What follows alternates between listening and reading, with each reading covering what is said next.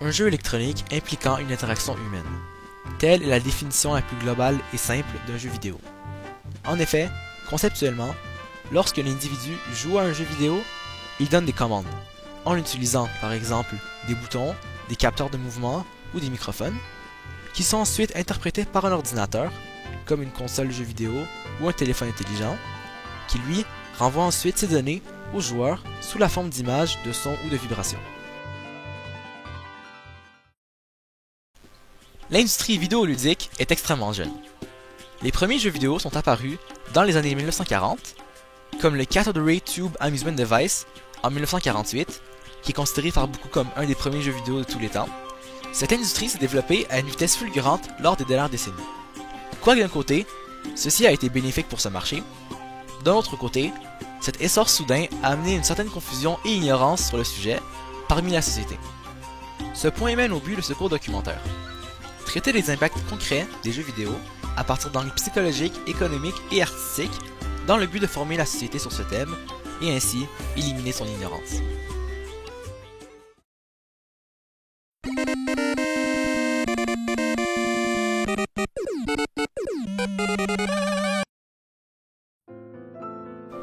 En premier lieu, rentrons dans le vif du sujet et traitons de l'aspect le plus controversé de ce topic, c'est-à-dire la corrélation entre le comportement des joueurs et le contenu des jeux vidéo, particulièrement ceux présentant des thèmes plus matures comme la guerre et la sexualité.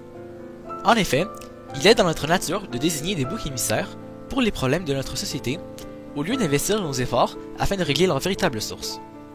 Dû à leur apparition assez récente et à leur popularité auprès des jeunes, les jeux vidéo sont souvent considérés comme des influences négatives auprès de ces derniers, surtout par les médias conservateurs. Ceci allant jusqu'à les relier à des actes violents et criminels, dont les tueries telles que la fusillade de Columbine, associée au célèbre jeu de tir Doom, ou les attentats de 2011 en Norvège, associés à la franchise de guerre Call of Duty. Toutefois, actuellement, aucune étude n'a réussi à démontrer un réel lien de causalité entre les jeux vidéo violents et les actes violents. Bien sûr, comme toute autre forme de médium, les jeux vidéo peuvent avoir une influence sur les opinions et l'humeur des joueurs, telle la frustration associée à la défaite ou la satisfaction découlant de la victoire. Cependant, un individu, peu importe qu'il soit jeune ou vieux, ne risque pas de se procurer une arme à feu et d'assassiner des passants simplement parce qu'il a joué à un jeu vidéo dans lequel il a incarné un soldat lors d'une guerre. Dans les cas où il est découvert qu'un criminel est un adepte d'un jeu vidéo qui aurait pu influencer son comportement, il faut considérer que la source du problème n'est pas le jeu, mais l'état mental de cette personne. Une personne capable moralement de commettre des actes violents trouvera toujours un catalyseur le poussant à extérioriser ses sentiments hostiles, peu importe s'il a accès aux jeux vidéo ou non. Effectivement, selon une étude effectuée en 2012 par l'Université de Tours, en collaboration avec l'Université d'Orléans, sur le lien entre les jeux vidéo et l'agressivité chez les jeunes enfants, même si jouer aux jeux vidéo est un loisir particulièrement apprécié des enfants âgés de 9 à 11 ans, rien ne prouve, avec les résultats de notre recherche, que ces jeux, même violents, puissent être associés à des comportements agressifs. Cette même étude met également en évidence la problématique liée à l'accès facile à des jeux vidéo considérés inappropriés pour les plus jeunes. Il n'est pas rare d'entendre parler d'enfants, âgés de 12 ans et moins, jouer à des jeux vidéo violents ou obscènes destinés à un public majeur. Toutefois, tout comme avec les émissions télévisées ou les films, il existe des organisations évaluant l'accessibilité des jeux vidéo pour différents groupes d'âge qui leur attribuent des codes d'âge, clairement visibles sur tous les boîtiers ou les bandes annonces de jeux. Or, celles-ci sont couramment ignorées par les parents, qui s'indignent par la suite de la violence dans les jeux vidéo et qui désirent restreindre cette industrie. Donc, s'il y aurait quelque chose à modifier, ce serait la supervision des parents quant aux habitudes de jeu de leurs enfants, et non l'accès à ces jeux pour tous. On n'empêchera pas un homme de manger un steak parce qu'un bébé ne peut pas le mâcher.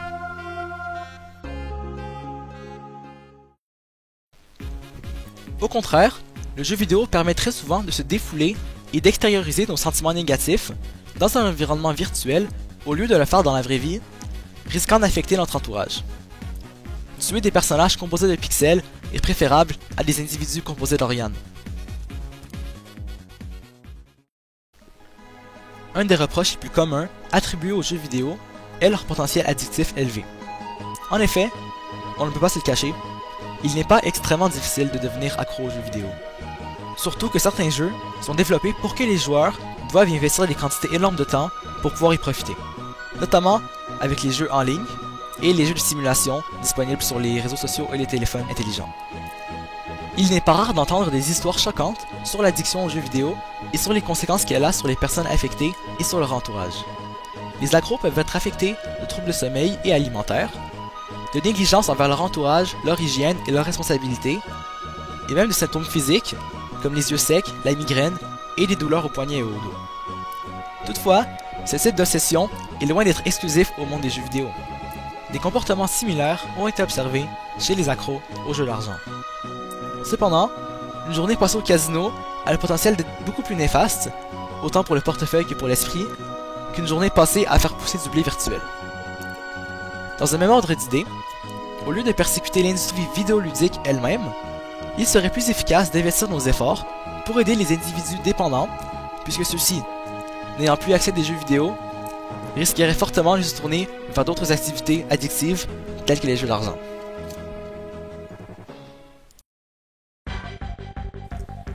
L'univers des jeux vidéo est un éventail diversifié. Il y a des jeux pour tous les goûts, nécessitant et améliorant différentes habiletés chez les joueurs.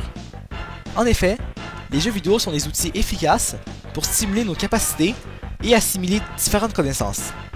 Bien sûr, les jeux éducatifs permettent d'en apprendre davantage sur divers sujets. Mathématiques, histoire, mythologie, les langages, etc. Les jeux de gestion, les simulations et les RTS, des jeux dans lesquels le joueur contrôle plusieurs éléments simultanément, améliorent la coordination œil-main, la concentration et l'habilité d'effectuer plusieurs choses en même temps. Les jeux de rôle, eux, stimulent notre imagination. De plus, les jeux d'action et les jeux de tir améliorent nos réflexes et notre habileté à agir rapidement. Les jeux de réflexion, eux, stimulent notre logique et notre habileté à résoudre des problèmes, et les jeux coopératifs et les jeux en ligne favorisent l'interaction avec les autres et le travail d'équipe.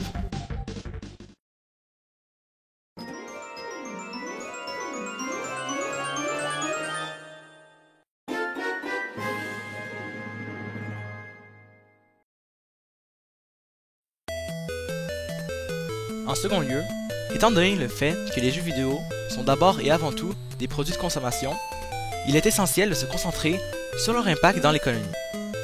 Pour ce faire, voici un bref historique de cette industrie florissante. L'industrie du jeu vidéo, à la fin des années 1970 et au début des années 1980, était dominée par Atari dû au succès de leur console, l'Atari 2600. Ils produisaient leurs propres jeux, mais de plus en plus de développeurs tiers ont commencé à commercialiser des jeux pour l'Atari 2600, créant une sursaturation du marché avec des produits majoritairement de basse qualité. Les administrateurs d'Atari, se basant sur leur succès et leurs profits importants, se sont déconnectés de leurs clients et ont pris des décisions administratives insensées, leur causant des pertes substantielles et leur faisant perdre le support de leurs actionnaires. Ils produisaient donc trop de jeux de basse qualité. Cela a causé ce qu'on appelle aujourd'hui le crash du jeu vidéo de 1983. Dû à ce crash, l'industrie occidentale du jeu vidéo, à la maison, perd beaucoup d'importance dans l'économie et à la bourse. Beaucoup d'experts partagent l'avis que le public n'est plus intéressé à ce genre de produit. Toutefois, les jeux d'arcade et les ordinateurs personnels pour lesquels plusieurs jeux vidéo sont produits se vendent encore. Heureusement, l'industrie a appris les erreurs d'Atari, permettant le retour triomphant du marché de la console de jeux vidéo, en Occident avec la sortie de la NES, la Nintendo Entertainment System, et de Super Mario Bros en Amérique par la compagnie Nintendo en 1985, qui a relancé l'industrie entière. Nintendo contrôlait la qualité de tous leurs jeux pour leurs consoles, y compris ceux de développeurs tiers, pour ne pas répéter les erreurs du passé. Depuis ce temps-là, l'industrie a évolué à un rythme assez stable. Les développeurs de consoles principaux, donc Nintendo, Sony et Microsoft, sortent une nouvelle ligne de consoles à environ tous les 7 ans. Chaque période de 7 ans est qualifiée comme une génération de consoles. En 2014, avec la PS4, la Xbox One et la Wii U, nous sommes entrés dans la 8e génération. Les projets de jeux deviennent de plus en plus ambitieux, coûtent de plus en plus cher et rapportent de plus en plus. En effet, l'industrie vidéoludique a une place très importante dans l'économie mondiale. Les géants de l'industrie sont cotés en bourse et les PIB des nations contenant l'industrie de jeux vidéo active, donc le Japon, les États-Unis et le Canada principalement, s'en voient augmenter considérablement. Effectivement, le Canada, et particulièrement le Québec, sont les exemples concrets de l'impact économique du jeu vidéo. Selon l'Association canadienne du logiciel de divertissement, l'ALD, en 2013, l'industrie du jeu vidéo a injecté 2,3 milliards de dollars dans l'économie canadienne. En outre, cette industrie emploie 16 500 individus à plein temps, dont la moitié travaille à l'intérieur du Québec, et profite d'un salaire annuel moyen de 72 500 dollars. Finalement, quoique les grandes entreprises apportent la majorité des profits, cette industrie est très favorable aux petites et moyennes entreprises, qui composent 88% de toutes les entreprises du jeu vidéo au Canada.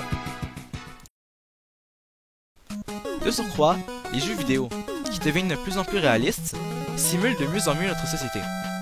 Une variété de jeux, principalement ceux en ligne, impliquent des transactions économiques, que ce soit avec une monnaie virtuelle ou réelle. Plusieurs économistes, dont Tim Hartford, économiste et journaliste, croient que les jeux vidéo peuvent être utilisés pour étudier et expérimenter avec des modèles économiques et leur fonctionnement dans le vrai monde. So what's changed more recently with the advent of computer games is the ability to watch people interacting with each other on very large scales. These are games with tens of thousands of players, sometimes more than that. They're spending a lot of time online in these games. They might spend 10, 20, 30 hours a week in a virtual world. And these worlds have economic transactions. There's scarcity, there are valuable resources and there are worthless resources, and people trade. They trade not only in the game, but they trade outside the game. They'll swap a magic sword on eBay, for instance. They'll pay real money for that. So there's clearly something to be learned from these tremendously sophisticated interactions going on online.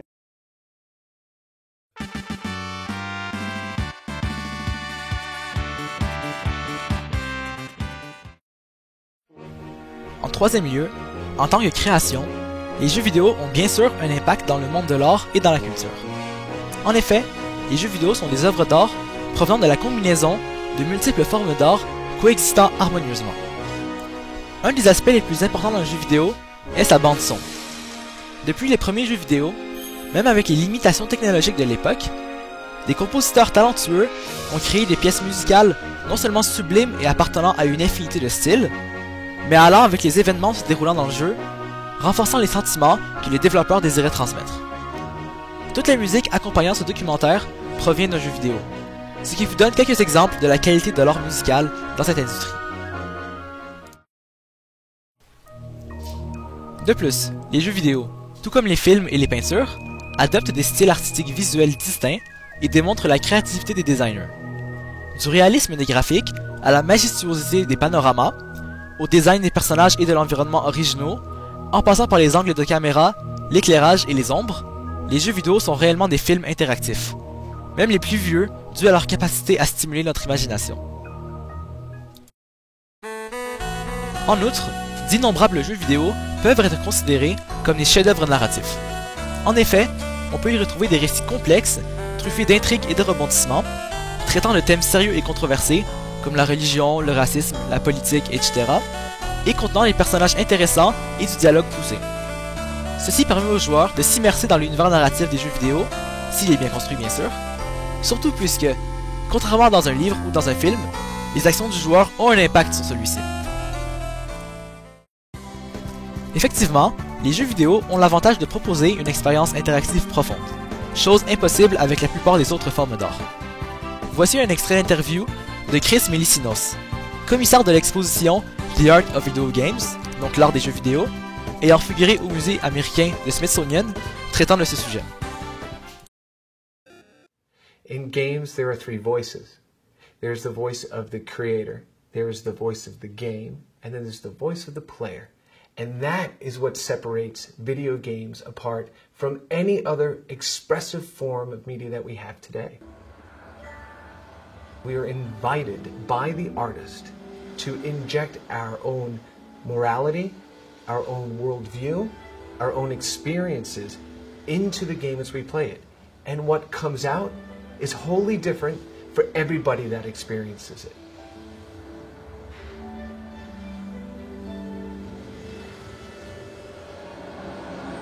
And that's why it's important, because there is no other medium that affords the world this incredible opportunity. De surcroît, contrairement à ce que certains peuvent croire, n'importe qui peut créer un jeu vidéo et le partager avec le monde. En effet, les développeurs de jeux indépendants composent une grande partie de l'industrie, et ceux-ci, sans disposer d'un géant budget ou d'une grande équipe, réussissent à créer des œuvres divertissantes et transmettant souvent des messages et des émotions, tout cela dans la simplicité. Les jeux vidéo, aujourd'hui, font indéniablement partie de la culture populaire, et leur popularité ne fait que grandir de jour en jour. Qui n'a pas déjà entendu parler de Mario, ou de Sonic, ou de Donkey Kong? Ce sont des mascottes de jeux vidéo parmi tant d'autres, reconnus internationalement, et qui sont à l'origine de multiples produits commercialisés à grande échelle. De plus, tout type de jeu, compagnie de développement, série de jeux ou jeux individuels possèdent une communauté active, discutant et partageant leurs expériences, surtout sur le web. De celles-ci émergent des individus dévoués à cette industrie en lui rendant hommage de diverses façons, que ce soit par le biais de critiques, de montages, de dessins, ou même, par exemple, de speedruns, c'est-à-dire des vidéos dans lesquelles quelqu'un, après avoir étudié le fonctionnement d'un jeu de manière extensive, le complète le plus rapidement possible, démontrant jusqu'à quel point les adeptes de jeux vidéo sont dévoués à leur passion. À la suite du visionnement de ce documentaire, j'espère simplement que vous avez appris quelque chose sur le monde des jeux vidéo et ses conséquences. Je ne vous demande pas de devenir un passionné des jeux vidéo, ou même de vous mettre à y jouer.